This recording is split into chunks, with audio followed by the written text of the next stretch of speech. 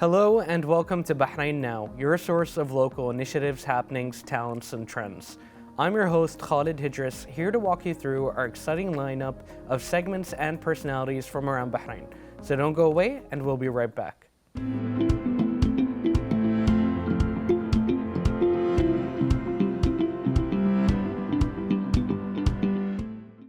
The advanced health system in Bahrain and the levels of healthcare and treatment services provided to citizens and residents continue to develop. Thanks to the constant care and support provided by the Bahraini government, in addition to various civil institutions in the health sector were established in order to promote community awareness and measures to prevent diseases. Bahrain Multiple Sclerosis Patient Society is one of those leading institutions. And to talk more about that, we are pleased to be joined here at the studio by the Vice Chairman of Bahrain Multiple Sclerosis Patient Society, Dr. Yusuf AlTahoo. Welcome, how are you doing?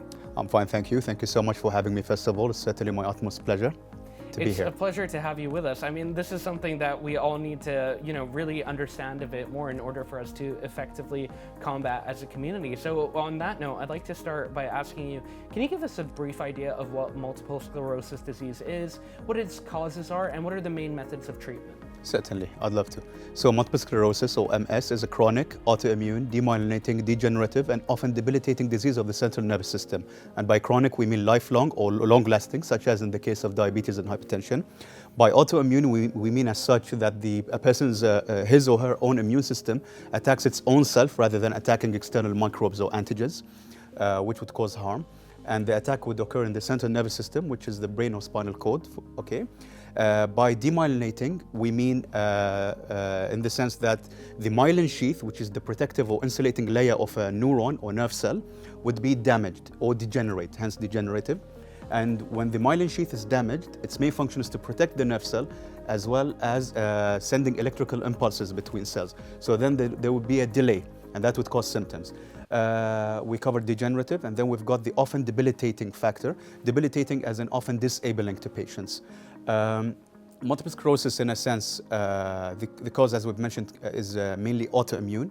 Okay, it's not a hereditary disease, such as in the case of sickle cell disease, for example. However, there is a genetic predominance, which means that in the case there's a first-degree relative, such as a sister, mother, brother, or son, or daughter with that disease, that would increase the risk. To a minimal extent, it would increase the risk in a person who is first-degree relative of a person who is affected with MS. That's one thing. And then we've got triggers.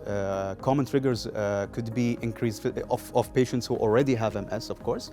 Common triggers which could exacerbate symptoms include increased physical exhaustion, increased mental stress. We've got extremes of temperature, especially heat. We've got Epstein-Barr virus. Studies have proved that all patients diagnosed with MS have been affected with EBV or Epstein-Barr virus sometime in the past. However, not all people affected with EBV end up with MS. So now, tackling EBV with a vaccine is being researched in order to perhaps be a preventative measure of MS in the future. We've also got infections, such as viral infections, generally speaking, and we've got smoking is also a common trigger of symptoms in MS patients, as well as dairy products in about 50% of cases. We've got the most common type, which is relapsing remitting. About 80 to 90% of cases, give or take 85% of cases, are relapse remitting globally. RR, or relapse remitting, would present in the way in which patients would have periods of remission, relapses, remission, relapses. And then we've got primary progressive, secondary progressive, progressive relapsing, which are severe forms. Lately, neurologists have been speaking more commonly about CIS and RIS, which are clinically isolated syndrome and radiologically isolated syndrome. These are milder forms of the disease. As we've mentioned, lesions can occur anywhere in the brain. Lesions are basically damaged areas of neurons in the central nervous system, brain and spinal cord. So these lesions, depending on where they appear on a specific patient, based on that, symptoms can present in a particular way from case to case and differ from case to case. So depending on where the lesions appear and on the individualized case, symptoms can vary, and from the top of my mind, I can mention symptoms such as blurry vision, vertigo, eye pain, lack of coordination, fatigue, muscle pain. We've got stiffness, muscle weakness, numbness, We've got even phenomena such as the MS hug. The MS hug occurs in some patients, and it's as if while the patient is lying down and sleeping, the patient feels tightness all over the body, as if there's something hugging them so tight. So it's interesting in that sense. There could be mood swings as well with patients, and patients can often feel misunderstood, and that's something we'll probably dive into later on in the interview, I hope. That's one thing. We've got regarding the diagnosis, of course, mainstay in medicine and a pillar has always been history taking, physical examination. We have the idea of the MRI scan, which is up till today the gold standard. MRI scan is a gold standard, and in the MRI scan, lesions over time and space are observed, and from that it can be concluded whether the patient has MS or not, along with extra supportive measures to diagnose. And supportive measures, by that I mean, for example, the lumbar puncture or the spinal tap. The spinal tap is basically extracting cerebrospinal fluid, which is fluid available in the brain and spinal cord. And from that fluid, oligoclonal bands, which are proteins that indicate central nervous system inflammation, could be seen. And if they are positive and those oligoclonal bands are seen, this supports the MRI findings. And hence, considering that also all other causes are excluded, MS can be diagnosed. That's one point. This is regarding diagnosis. And we've got the treatment. Since 1993, the mainstay has been interferon beta in the form of probably injections or IM. Over time, the strategy to treat MS patients, as with many chronic diseases now, is to hit hard and hit fast and having aggressive treatment. So biologic and immunosuppressive treatments have been developed and researched and have been found to decrease the rate of relapses in many MS patients. Just to mention some examples, natalizumab, rituximab, ocrelizumab, which has been FDA approved in 2017. Ocrelizumab is excellent as well, provided in the Kingdom of Bahrain for many patients. And then we've got the idea of cortisone, and cortisone is given in the case of relapses or acute sudden attacks. And by relapse, we mean that symptoms are neurological symptoms in an already known case of MS appear for at least a minimum of 24 hours. And when these neurological symptoms appear for at least 24 hours and they're new, then they can be titled by a neurologist as a relapse or an attack. In that case, cortisone, particularly a medication called methylprednisolone, could be given over a few days to lead to remission and settle down the inflammatory process. That's one thing. Stem cell therapy is still being researched globally. There are centers in Washington, D.C. and whatnot, and in other places in the world. And I'd like to conclude this part with also mentioning that as the attack can occur and the lesions can occur in multiple places, different cases as we've mentioned, the presentation of an MS patient can vary from, let's say, appearing normal or semi-normal to being on a wheelchair, which is the classic appearance, a classic idea of MS. And this is something as a society we're working on to just enhance the idea of an MS patient, that not all MS patients will end up being debilitated and on a wheelchair. And classically, it's been from the age category of 20 to 40. Now, there are cases seen from childhood, even as young as 11 and 13 years old, and cases that appear over 40 years old and over 50 years old. And on top of that, it's more common in females, being autoimmune in nature. Usually autoimmune diseases are more common in females. However, males are being diagnosed lately more often, and symptoms in males are more severe, generally speaking. Thank you so much.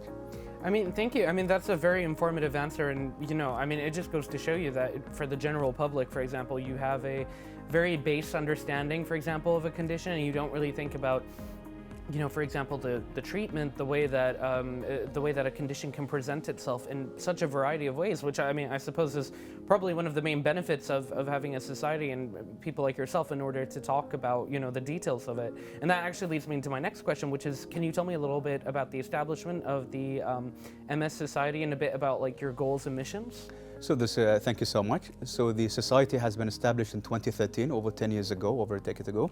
It has been established by a few MS patients who felt that they would love to have formal gatherings in order to contribute to the MS community. That's one point. Regarding the vision of the society is to enable patients to, as much as possible, lead normal lives. The mission of the society is to increase awareness about MS patients, to support them psychologically and socially through awareness programs and events and whatnot.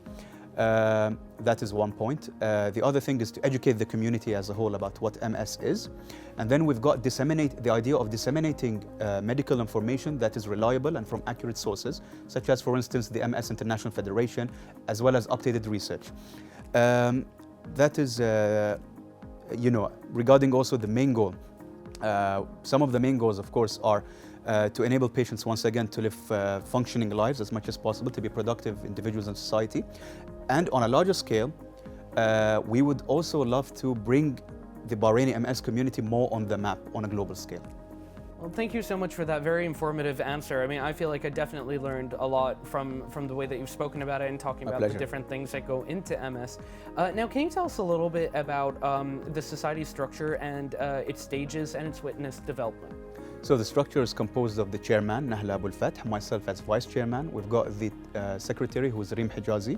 We've got the treasurer, Ali Jassim. 3 board members, Ali Tulifat, Mohammed Al Jodar, and Naima Muhanna.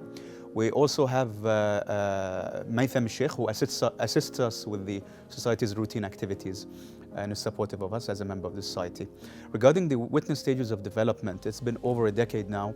And of course, there were challenges in the beginning, such as with anything in any case, such as formal procedures and whatnot. However, another challenge was for MS patients who were a bit more conservative about speaking about the diagnosis and coming forward. They were a bit more conservative. However, over time, today when we speak about the present time, we find that MS patients, most of them, are very proud patients. They speak effortlessly about the disease. They want to actively contribute to the MS community as a whole. They carry their orange ribbons proudly as badges of honor, walking around and saying they are MS patients and speaking about their stories confidently as MS warriors. So this is something amazing. It's really brilliant to see as well, like you said, like to have people who actually have MS coming forward, and it's a very brave thing to do as well, and it shows that, like their willingness to face this like on the ground level. And now moving on, how do you value the constant support and facilitation provided by the Bahraini government to make efforts at aiming to promote awareness about MS and as well as supporting the patients? First of all, the leadership and wisdom of His Majesty the King Hamad bin Isa Al Khalifa, along with His Royal Highness Crown Prince Prime Minister Prince Salman bin Hamad Al Khalifa, have led the healthcare sector as a whole, not only in the MS as a disease, to unimaginable success and heights. This is a point I confidently would like to say. Regarding the government, we are, as a society, we are proud to say that it has been a main support. It has been a main support to MS patients and the MS community in the Kingdom of Bahrain. When it comes to the Supreme Council of Health, when it comes to the chairman, His Excellency Lieutenant General Dr. Sheikh Mohammed Abdullah Al Khalifa, when it comes to the Minister of Health, Her Excellency Dr. Jalila bint Sayyid Jawad Hassan, when it comes to the CEO of Government Hospitals, Dr. Maryam Al Jalahma, Her Excellency, as well as other working parties in healthcare in Bahrain, as well as other administrators, they have been very supportive of MS as a disease, as well as the welfare of MS patients, and they always look forward to being a main support in the journey of patients all over Bahrain for their welfare, inevitably. I would like to mention examples, okay? One thing is the government providing the latest MS treatments to patients here, treatments that could cost thousands and thousands of Bahraini dinars, and these treatments are free of charge, provided to the population here. Updated treatments, FDA approved, recent treatments. This is one thing. The other thing would be the inauguration of the National Bank of Bahrain Multiple Sclerosis Center. It has been recently inaugurated. As a society, we took part in the ceremony or inauguration.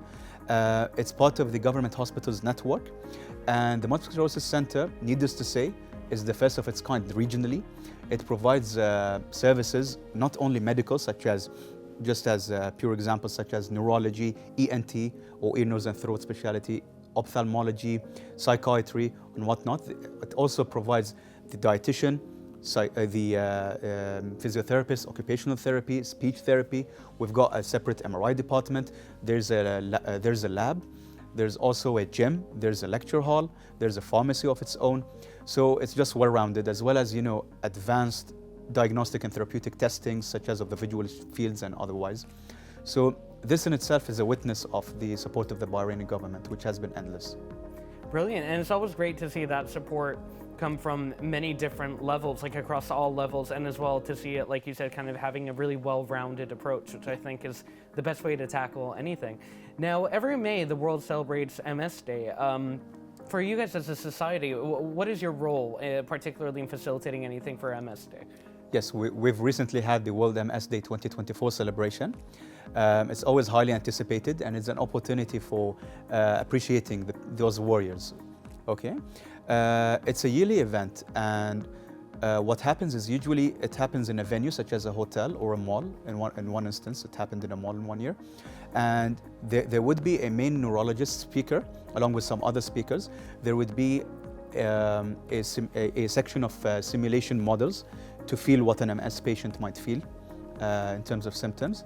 And there would be also a MS documentary. There would be competitions with prizes, giveaways, photo booths, and otherwise. Media coverage would happen for the whole world to see the appreciation of those patients. And prior to that, the society would hold campaigns with official circulars from the MS International Federation, which is based in London.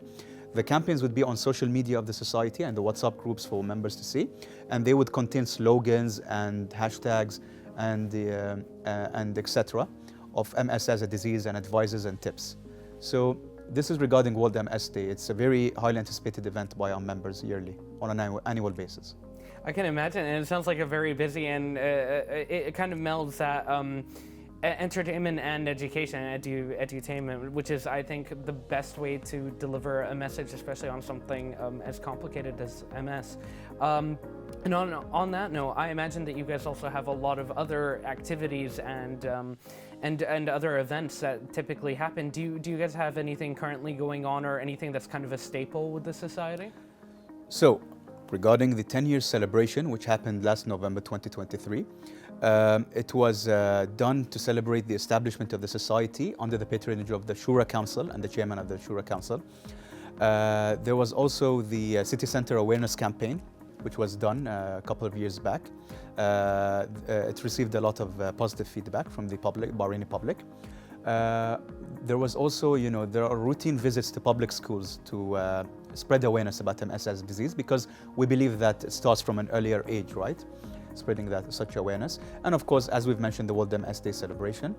There was also a recent collaboration with the Royal College of Surgeons in Ireland, which is where I've graduated from, regarding my MD or medical degree.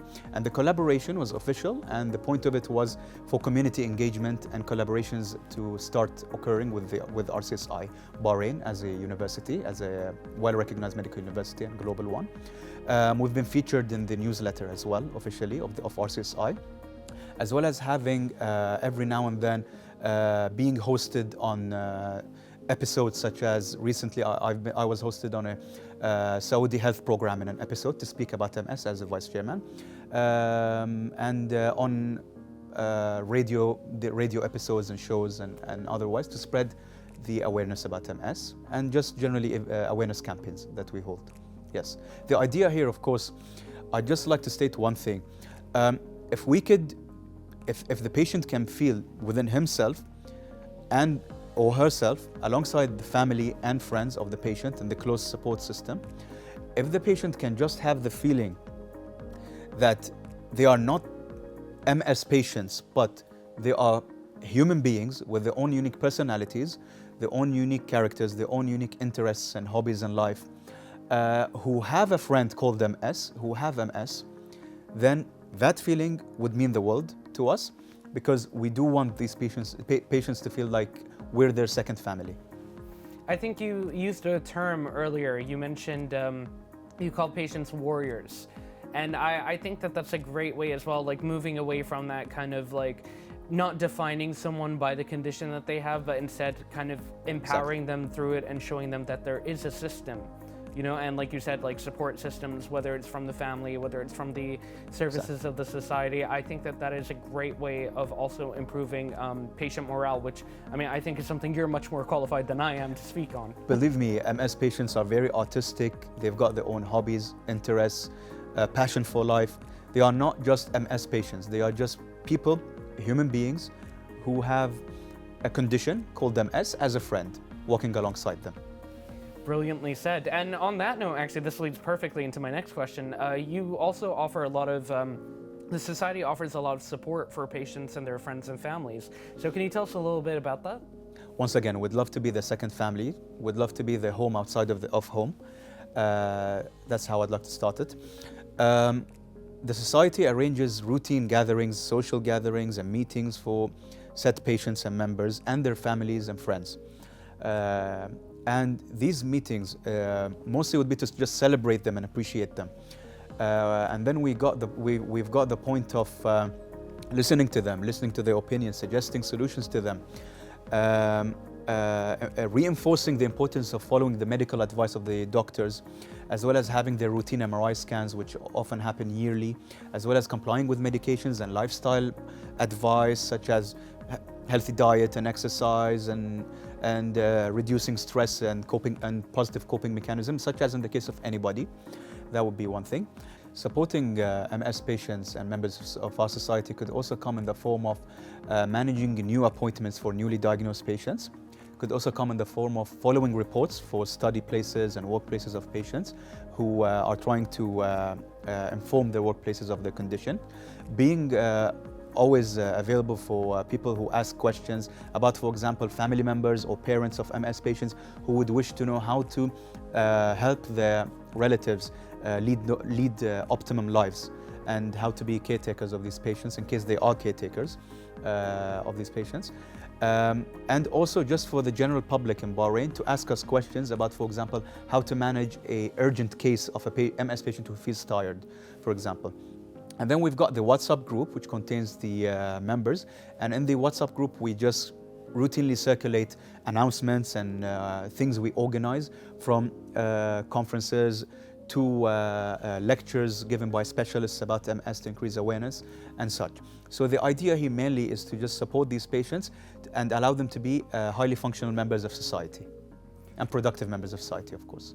Brilliantly said. And I like that you also have like a WhatsApp group as well, because I was just going to touch on the fact that, you know, social media is inescapable these days. It's everywhere we look. Does the society utilize that for their services as well? So, of course, social media is now the thing. And we've got multiple WhatsApp groups, okay? Each serves a different purpose for the members. And when it comes to social media, our main activity is on Instagram, ms_society_bh. And virtually all our society, Bahrain Multiple Sclerosis Patient Society's updates can be seen on the Instagram profile or page, sometimes on a daily basis even. It's also a platform to appreciate the patients by featuring them during events and during awareness campaigns. That is one thing. Another thing I'd like to mention is also linking up with other organizations, so, whether local or regional or global, via our Instagram. That's one thing. The other thing would also be, of course, educating the community, spreading awareness. And one initiative we've started recently, it was around the month of MS Awareness Month, which is March, was also initiating a series of live sessions, Instagram live sessions, through the Society's account. And the live sessions were done with top professionals on a local and global scale. And it includes neurologists from the Kingdom of Bahrain and MS patients and advocates globally who are well recognized. And topics that were, we hosted them, and topics that were discussed during these Instagram sessions were, for example, recent MS treatment updates, the diagnostic journey of a patient, how to lead a healthy lifestyle as an MS patient, the importance of exercise for MS patients. And then we had one advocate of MS who spoke about her story as an MS warrior. And we've hosted people from the United States of America, people from the United Kingdom, people from the Republic of India. And I would say it could most probably be the first initiative of its kind when it comes to a society in Bahrain tackling a disease and spreading such awareness. It was also a great opportunity to just reinforce ties and just spread our name as much as possible, and to just increase awareness and to increase the spotlight on the MS community in Bahrain. The society also took a role lately in global MS initiatives or trends. For example, we had board members and members of the society sending photos as well as sentences mentioning how MS has changed their lives positively.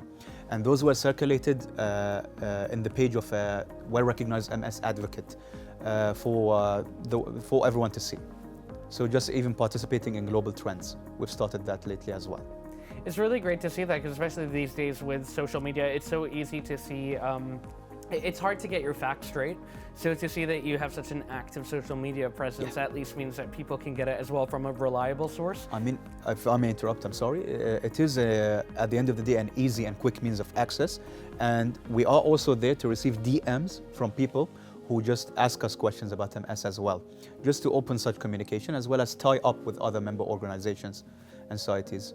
Yeah. And see, that's a brilliant thing. You're keeping that informative and also quite reliable reputation online, but you also, like you said, you have that interactability of it with the DMs, which I think is absolutely brilliant. Thank you. And now, if anyone's looking to get involved with the society, whether they want to become a member or volunteer, how would they do so? So, it's simple, just filling the membership form with personal information and the year of diagnosis, as members of society are patients with MS, who have MS, as well as close family members and in some cases friends. That is one thing. Regarding volunteers, most often they've always been the patients themselves, the members themselves, alongside their families, close family members and friends. However, we are open. You can just contact us on the Instagram page. Once again, ms_society_BH. Brilliant, and I like that because, like, as well, like when it's the MS patients themselves who are actually volunteering, that gives them, I think, a great sense of agency as well. Yeah. And like we were talking about earlier, kind of removes that kind of just label of them being MS patients, but actually empowers them to be involved in the processes themselves. Now, just before we conclude, I'd like to ask you, are there any future plans or upcoming projects being prepared by the society? So, we are thinking as a society of organizing sometime down the road, hopefully in the near future, the first MS conference in Bahrain, the first regional MS conference in Bahrain, which would host local specialists and speakers alongside a specialist from the GCC region. That is one thing. Another thing would be having a collaboration or organizing a MS symposium with Royal College of Surgeons in Ireland, RCSI MUB, here in Bahrain. As I've mentioned, we already have collaborations with them for community engagement that were officiated. The other thing would also be that the fact that we were recently approached by Ibn Nafis Hospital, and they're interested to form a collaboration to provide special offers in particular services for MS patients. That is one thing we're pleased about.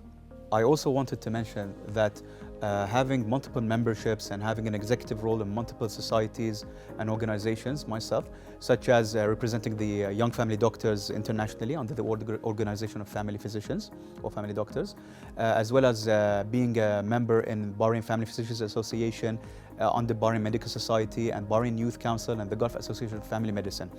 In that sense, I will be looking forward to having links alongside MS patients and the society, Bahrain Muscular Patient Society. It has already been discussed, the fact that there might be a collaboration with Bahrain Family Physicians Association down the line, probably within this year. That is one thing.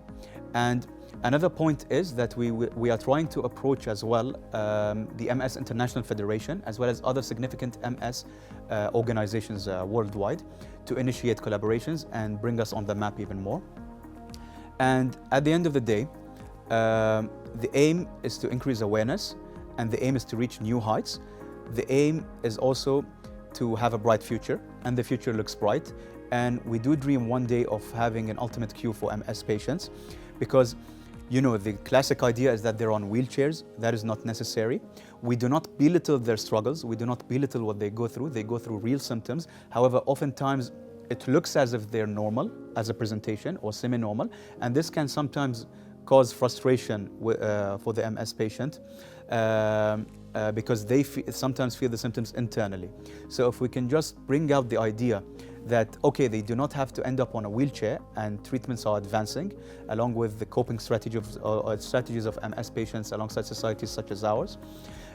We can also say that they do not always end up on a wheelchair. No, this is a classic traditional idea. Many of them are fully functioning in society today.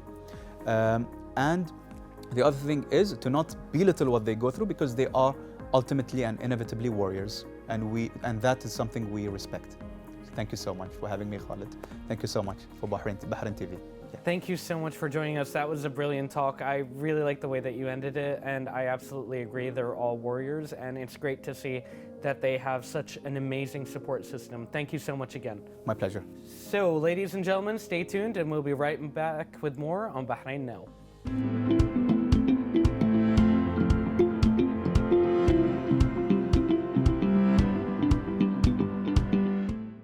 And now let's take a look at what's going on beyond the studio in the following report.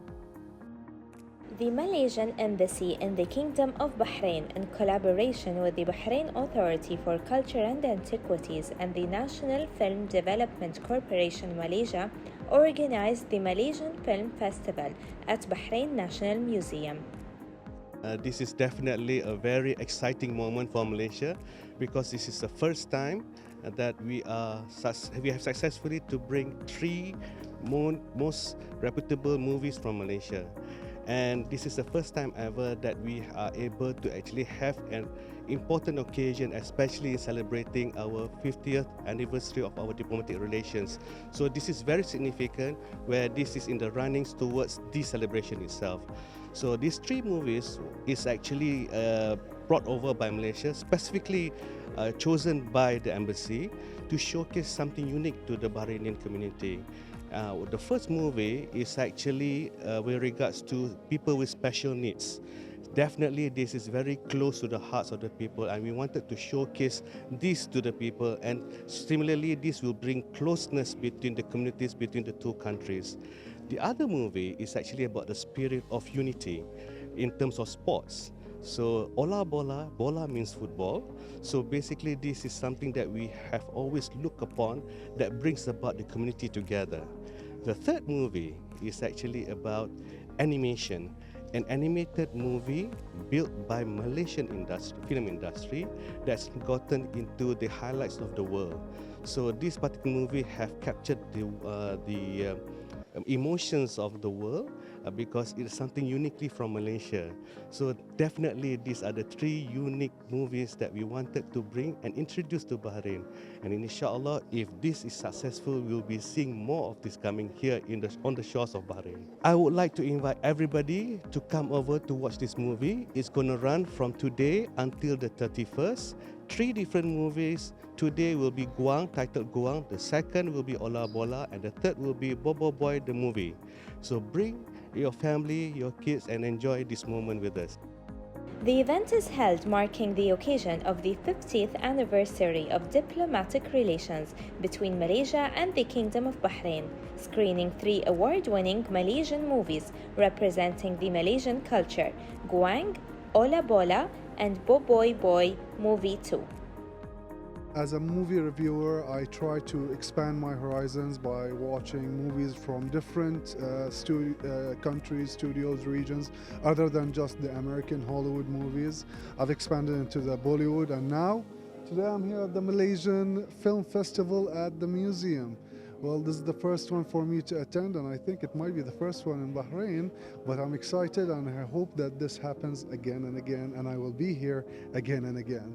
As Alia Center, Training and Rehabilitation Center, we have collaboration with the Malaysian Embassy through some program that is coming on head.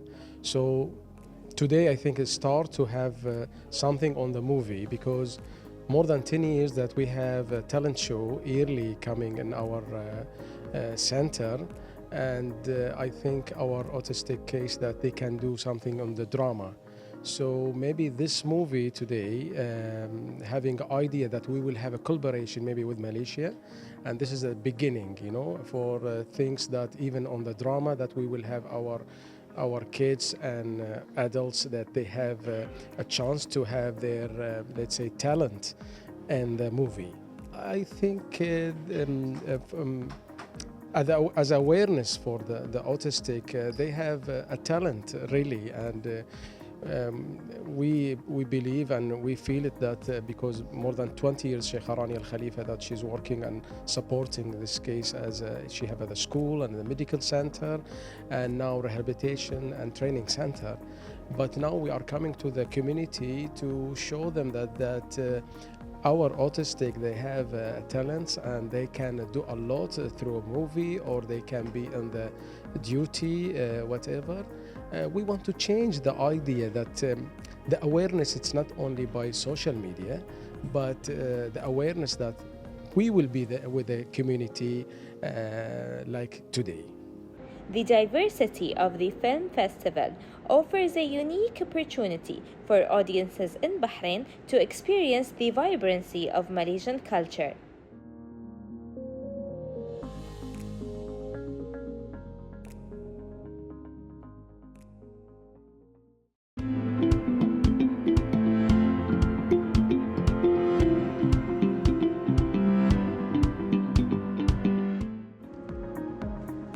The Royal Thai Embassy in Bahrain held Thailand's iconic floating market to celebrate Thailand's soft power 5F, including festival, food, fashion, fighting, Muay Thai, and film.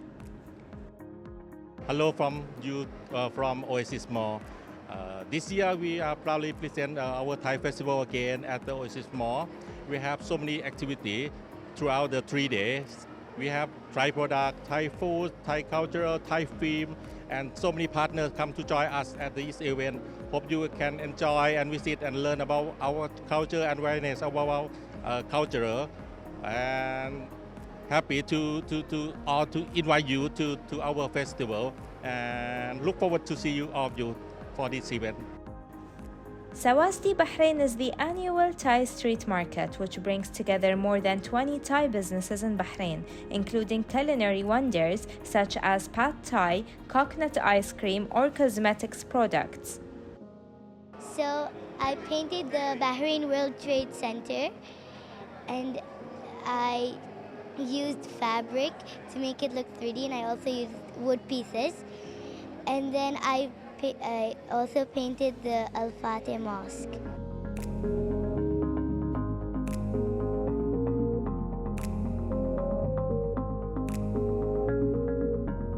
I made the Thailand umbrellas, and I just made that, but I don't know what place it is. I think it's the Philippines, I think. The Thailand umbrellas I just made purple, green, red. I think this is gold and blue. This is Thailand umbrellas. I added some flowers and some lines to make it look nice, and I added some hearts and some like glitter. Then for here I made mountains, like some clouds, sea, trees. I made some like details with it, like that. Then I added some deer, like blending. I tried to make my name, but it didn't work, so I made it here, like here, and put Thailand. The 3-day event included colorful Thai cultural performances as well as art and crafts workshop. Plus, Ong Bak, world-famous Thai film, will be screened at Sinico Jafair. Actually, I am come from Sophie shop in the Thai Mart Mall at the Dia Muharak near Dragon City. And today we come to join with the Thai Embassy with the event's name Sawasadee Bahrain. Yeah, and for my product in the shop is about organic and herbal.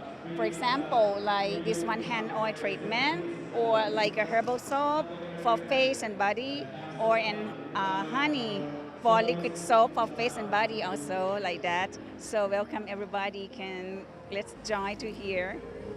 The difference is here, you can come in here like you can come in the Thailand also. No need to fly to Thailand. And here, when you someone that coming back in the Thailand, they like Thailand, love a lot. Every like Bahrain or Arabic people coming to visit my shop, when they know that I am Thai people, they say that, oh, I love Thailand and I want to be back again. And if you don't have a time, I would like to let everybody to join here or in the Thai Mart Bahrain also. The event reflects the deep-rooted relations the Kingdom of Bahrain and Thailand share in various fields.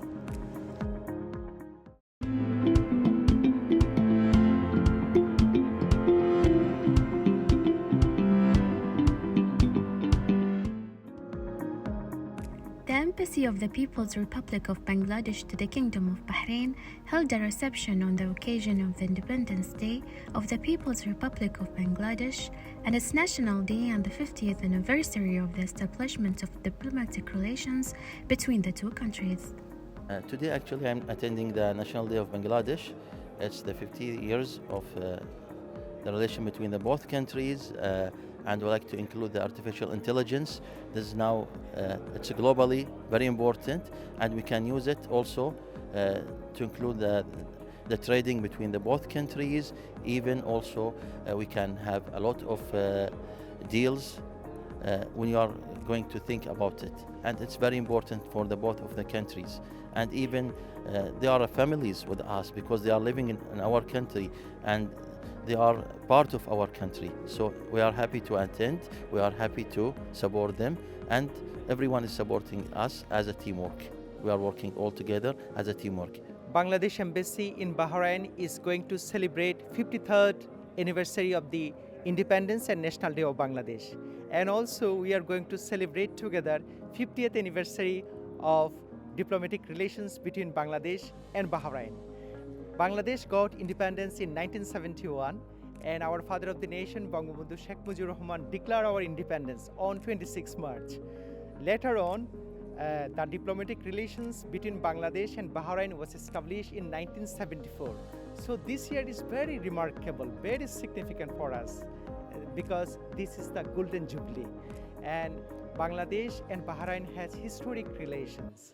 And our relations established when our father of the nation, Bangabandhu Sheikh Mujibur Rahman, met with His Highness Sheikh Isa bin Salman Al Khalifa at the OIC meeting 1974. Immediately after, diplomatic relations was established. 6 June is very special because 6 June 1974 was announced. So jointly, we are going to celebrate this event, significant moment, and we have planned to celebrate, and together we will unveil a special commemorative logo together, and also we will publish a special magazine. This will be published jointly by Minister of Foreign Affairs of Bahrain and also Bangladesh Embassy. And you have seen we jointly organized photography exhibition, both very tourist attractions places of Bahrain and also Bangladesh have been placed, and similarly we also have kept Bangladesh Bahrain corner where we showcase traditional items and also cultural heritage of both Bangladesh and Bahrain. So hope that our historical ties will be strengthened more in coming days. The event saw the attendance of a number of officials attended the reception, particularly from the Ministry of Foreign Affairs, heads of UN offices, other international organizations, and prominent figures. I am very happy today to celebrate with Bangladesh Embassy Independence Day and occasion of 50 years the relationship between Bahrain and Bangladesh. It's a great pleasure to be here, and also I am a founder of the expo which we have handcraft, which you see here. This is my group, and you can see what they show for today especially, and this is first time we said we participate with the embassies. Inshallah, any embassies want, we are ready to participate. A lot of Bangladeshis work in Bahrain, maybe more than 100,000 people here. So they make an important contribution to the economy of Bahrain. And we'd like to encourage Bahraini businessmen also to go to Bangladesh, look at everything that's happening, and maybe to invest in some of the industries like textiles, petrochemicals, pharmaceuticals, a lot of industries that are coming up in Bangladesh, and they can make good returns in that country. The two countries enjoy deep-rooted relations and continue to enhance cooperation between both countries in the national visions Smart Bangladesh 2041 and Bahrain Economic Vision 2030.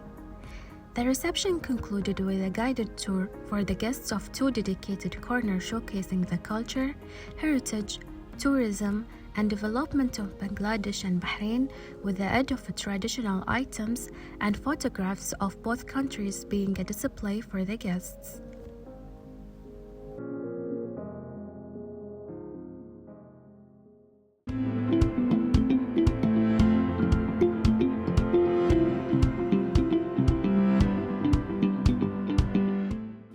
Ladies and gentlemen, this brings us to the end of today's episode. Thank you so much for watching, and as always, you can reach out to us on our social media accounts shown below. We love to hear from you. This was Khalid Hidris, and until next time, good night and God bless.